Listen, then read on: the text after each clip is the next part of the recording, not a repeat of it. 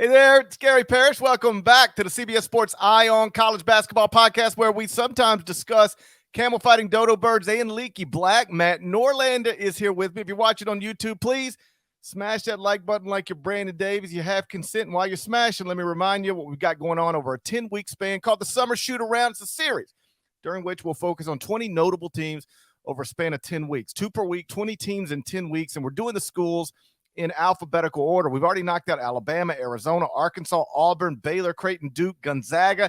Now we turn our attention to Houston. The Cougars went 32-6 last season. Won the AAC regular season title and the AAC tournament. Got a 5 seed in the NCAA tournament. Made it to the Elite Eight. Lost to Villanova there. From that team, Houston lost Fabian White, Josh Carlton, Kyler Edwards, Taze Moore. So 4 of the top 5 scorers. But the Cougars are bringing back Marcus Sasser, Tremont Mark, Jamal Shedd, Reggie Chaney. So that's 4 of the top 8, though it's worth noting Sasser and Mark didn't finish last season because of injuries. They're also adding, Houston is a 5-star forward, Jarris Walker. I've got the Cougars ranked 3rd in the CBS Sports top 25-1. We'll see what Deadleg thinks of Kelvin Sampson's Cougars in a moment. But first, a word from our sponsors. We found your daughter. She's alive. Mister? It's Mommy. 4 years is a long time. Welcome home. I think something's going on with Esther. She seemed different. Since she got back, there's constant lying. There's outbursts of anger. Orphan First Kill, rated R, streaming August 19th on Paramount Plus. All right, Deadleg, I've got Houston ranked 3rd in the top 25-1. Can you get that high with me? I might be able to get that high with you. Houston's got a lot to be pretty optimistic about, even though you ran down at the top of the show how much production they're losing. But the fact that they're bringing back Marcus Sasser, who, if you really look across college hoops going into this next season, and we talk about the players that are expected to be the most productive, the most valuable, the most prominent, a majority of those names are big men. There's a chance that in terms of overall value, Marcus Sasser could be the most valuable guard in the entire country, provided he's able to return fully healthy 100%. They'll certainly have a shot. Houston starting 5 will set up like it'll be Sasser, Shedd, Tremont Mark, Walker, and then Reggie Chaney. Jarris Walker and Reggie Chaney will start at the 5. The best 3 defenders are Shedd, Sasser, and Chaney is he's a very high level pick and roll defender.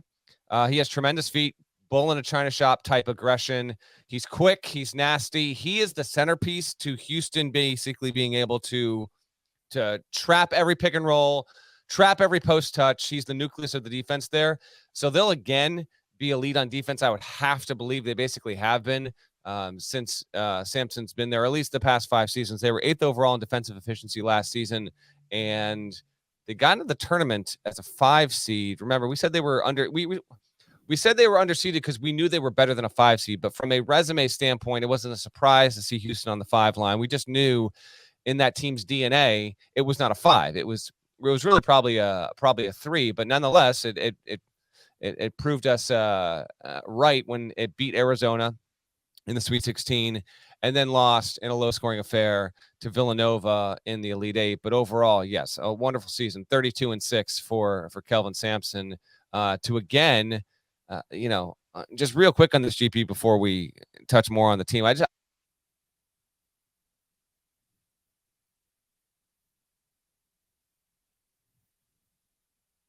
5 years running, it's been a reliable program, and Sampson has brought prestige back to it. Houston was a top 10 outfit in the sport from the late 60s into the mid 80s, right? Then the program fell off the map and toiled into irrelevance for the better part of 3 decades. And I hope this fact doesn't get lost as the years go on. But I mean, Sampson got this program back to a Final Four for Houston. That was unthinkable 5 years ago. It happened in 2020 in COVID, in the Indy bubble. There was the Gonzaga-UCLA epic, and then Baylor beating Gonzaga to win his first national championship. So Houston gets a little bit overlooked in that, but it's still remarkable. Houston went back to a Final Four. It's unbelievable. Sampson is 2 wins away from his 700th career victory at Houston. He's 1 win away from 200 with the Cougs. He's 199-70 since getting there in 2014. And in the past 5 seasons, Houston has averaged 28.6 wins per season and won 10 NCAA tournament games. No reason to believe that won't continue in 22-23 with Houston operating comfortably as a top 10 team in the sport. Yeah, if I remember correctly, Kelvin sort of mentioned this either pregame Villanova or postgame Villanova, but obviously Houston was one of the best college basketball programs in the 80s, and Villanova won a national title in the 80s. But Kelvin said something along the lines of, Villanova never went away. Villanova, not to take away from anything Jay Wright's done, but like Villanova has always been good. It never, went to the bottom. Houston went to the bottom. I was in that building multiple times before Kelvin got there. And it's like, building was awful. Nobody was there. Decrepit building, one of the worst facilities at that level in the sport. Yeah. Now it's one of the great environments in college basketball because they've upgraded the facility and because Kelvin has, built one of the top programs in the country. And I that's what Houston is right now. It is one of the most reliably great college basketball programs in the country. They have finished in the top 20 at KenPom in each of the past 5 seasons, in the top 15 each of the past 4 seasons, in the top 5 each of the past 2 seasons. Last 5 seasons, they're 144-30 overall, 72-17 in the AAC, 3 conference titles, again, 5 top 20 finishes at KenPom. Went to the Final Four in 2021, Elite 8 in 2022. And that's among the reasons I'm very comfortable believing in them being great again. Not asking them to do anything that they haven't already done. I'm asking them to be one of the best teams in the country. That's what they've been at least each of the past 2 seasons. And on paper, I think you can make the argument that this roster he has heading into this season might be the best roster he's ever had at Houston. Like Marcus Sasser, he was going to far and away be their best player last season. He was averaging 17.7 points, shooting 43.7% from 3 through 12 games. He looked like a first-team All-American. In fact, I will argue, I believe, when we do All-American teams, that he should be a preseason first-team All-American. That's what he looked like while he was playing last season for one of the best teams in the country. Shut it down just before Christmas, toe injury, but now he's back, and I'm expecting him to pick up right where he left off. Tremont Mark was really good as a freshman, but only played 7 games last season because of shoulder surgery. He's back. So with Sasser, Mark, and Jamal Shad, Houston's got 3 guys who were, double-digit scorers for last season's team. Even if 2 of those guys had their seasons cut short. And they're adding Jarris Walker, like a 6'8", top 15 prospect in the class of 2022. He's probably, a 4 at this level, but just an incredible physical specimen. Like I was watching videos of him last night from IMG Academy, which is where he attended. And like his teammates were consistently wowed by him. They were like, this guy does things that, normal people can't do, that the rest of us just can't do. So I think he's going to be terrific.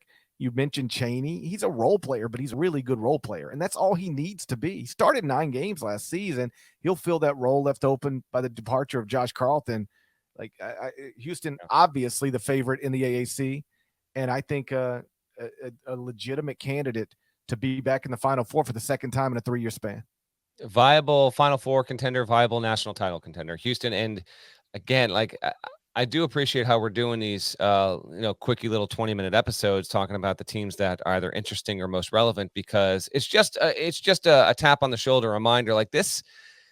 Kelvin Sampson has made it normal that we're talking about Houston in these terms, that we're doing a podcast episode dedicated to the Cougars.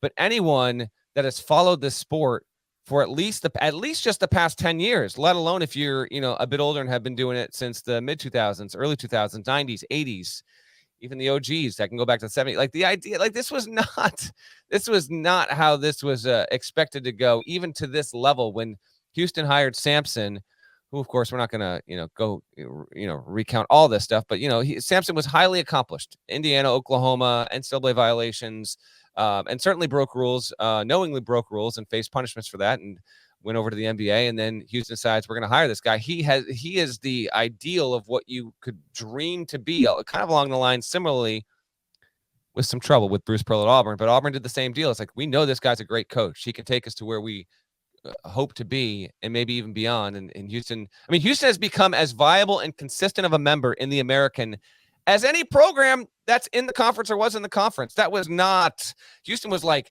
6th or 7th on the list when the American was formed, right? That includes UConn, which won a title under an AAC banner in 2014. This is Houston's last season in the conference before heading off to the Big 12 with fellow American rent payers, Cincinnati and UCF. Of course, BYU is also going to the Big 12 via the WCC. So this will be the final go around there. I fully anticipate Houston to win comfortably. We might need to do a win total again before we sneak out of here. But yes, because of their 3-guard attack, GP, viable national title contender. You've got them third.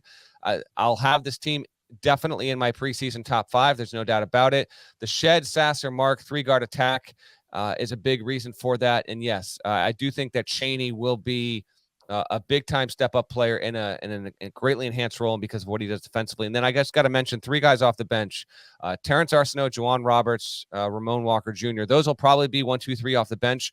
Terrence Arsenault I saw play last year in the summer on the recruiting circuit. He is Houston's best pro prospect. I am going to predict that when Houston starts its first game in the NCAA tournament, whatever seed that is, 1, 2, 3, or 4, Arsenault will start in that game. He will not start the season.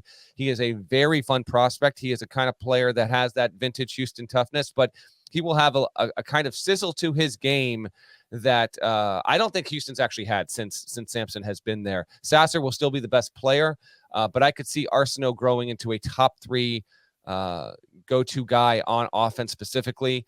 You will enjoy him, and he is the guy that when we talk about Houston as top 5 capability, it's not just the starting 5. Roberts is good, Walker's good, but it will be Arsenault who could very well grow into the best freshman 6th man in the country. Eventually, he won't be a 6th man. I anticipate he will grow into being a starting level player by the time we get to March. Back to Kelvin for a second, because you mentioned the NCAA stuff and the way he was pushed out at Indiana. And that all happened, but here we are 14 years later, and it is wild that he got fired for what he got fired for. I mean, it was phone calls and text messages. I know, but at the same time, it was egregious. I agree. But it was egregious rule breaking when it happened. Yeah, and I don't want to do revisionist history here. In the moment, this is the point I'm making. It felt like he should get fired. Like in 2008. It felt like, oh, wow, he's massive. This was a massive scandal. It's wild to think about how time changes our perspective on things, Parrish. Right. Yeah. Like in that moment, it was like, well, of course he's going to get fired. I think I was at his last game because it was like kind of everybody knew this is going to be his last game. You were, because I remember you telling this podcast story. So even if you don't remember, I remember you telling me you were there. Okay, so yes, I'm going to verify that. And I was there. And then if I remember this correctly, and I may or may not, I think the day he got fired was actually the day before the number 1 versus number 2 Memphis, Tennessee game at FedEx Forum. Because I remember everybody who covered college basketball was in town for that.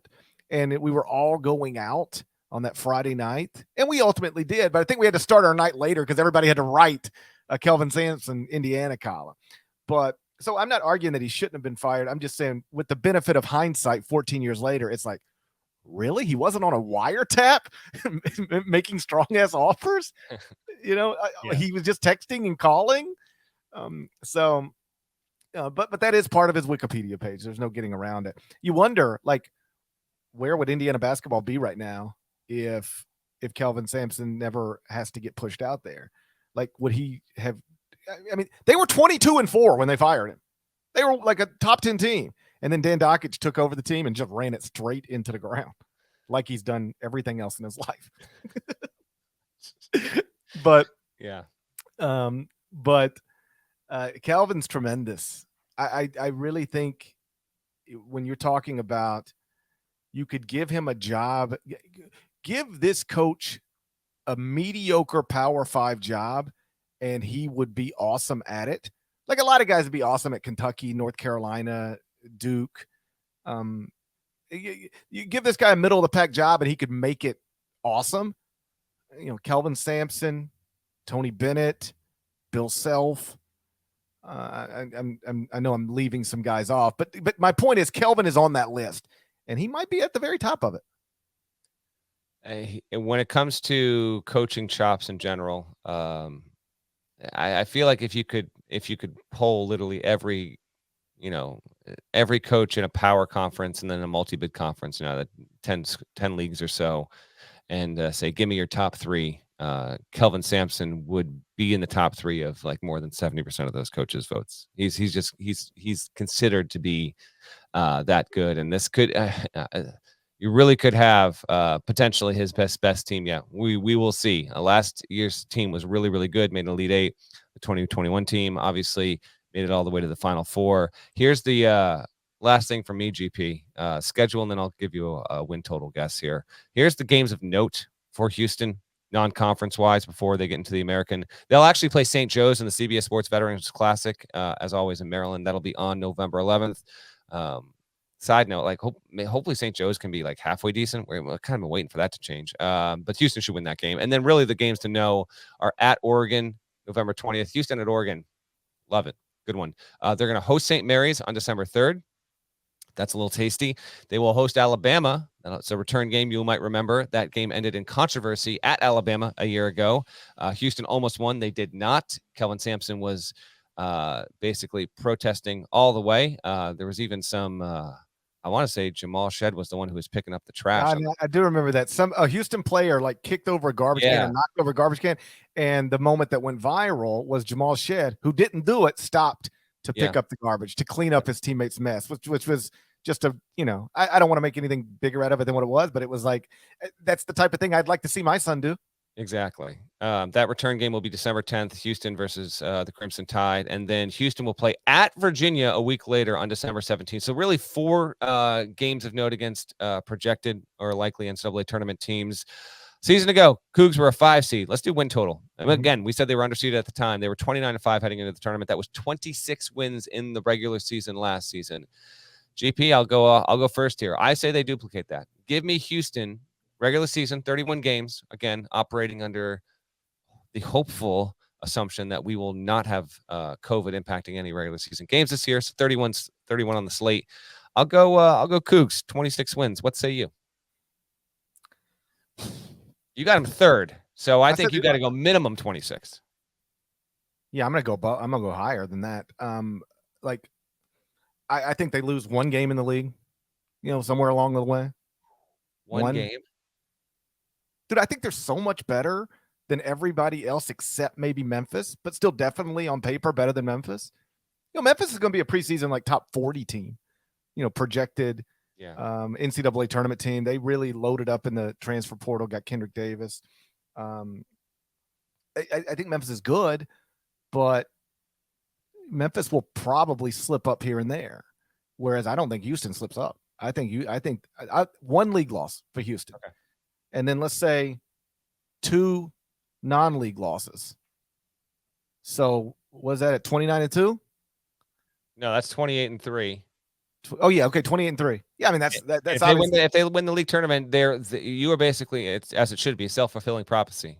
A 3-loss Houston team is going to be a 1 seed in the tournament if that happens. Yeah, that's what I got. 28-3 heading into the AAC tournament. Then win the AAC tournament. That'd be 3 more wins. So now we're at 31-3. That's a 1 seed. Absolutely. Yeah. Houston has a 1 seed, conference champion, conference tournament champion. I know that's setting the bar really, really, really high, but that's how good I think they're going to be. And just one last thing, because you mentioned they're moving to the Big 12. It's interesting. Like obviously, popping from the AAC to a quote unquote Power 5 conference is an awesome thing, independent of everything else. But it's especially awesome for Houston in this time, because if they were going to remain in the AAC, people would start to wonder, like, is a power conference, program going to come after him? And he's paid incredibly well, and his son is set up to be the next head coach at Houston. So my instincts are, I don't think he would. I think he was going to retire at Houston no matter what. But this basically takes it off the table. You're making more than $3 million a year. You're in the same league as Bill Self in Kansas, and your son's going to be, your successor, Kelvin Sampson will be the coach at Houston until he decides he doesn't want to do this anymore. And that's got to be an awesome feeling for Houston fans. Agreed. And Sampson obviously was courted by a couple programs this past offseason. Didn't happen. We are in lockstep. He will never coach at another program again other than Houston. He will finish out, and then Kellen will take over in a few years. Shouts to Devin Downey. Shouts to Chester, South Carolina. Shouts to Huck and Larnell. Thank you guys once again for listening to the Eye on College Basketball Podcast. If you're not subscribed, please go subscribe anywhere you subscribe to podcasts, including Apple Podcasts and Spotify. Over at Apple, leave a review. Like, type some words, kind words. There's more of us than there are of them.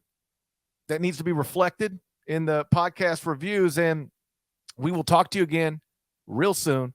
Next up, Kelvin Sampson's old school in the summer shoot-around, Indiana. Bye-bye.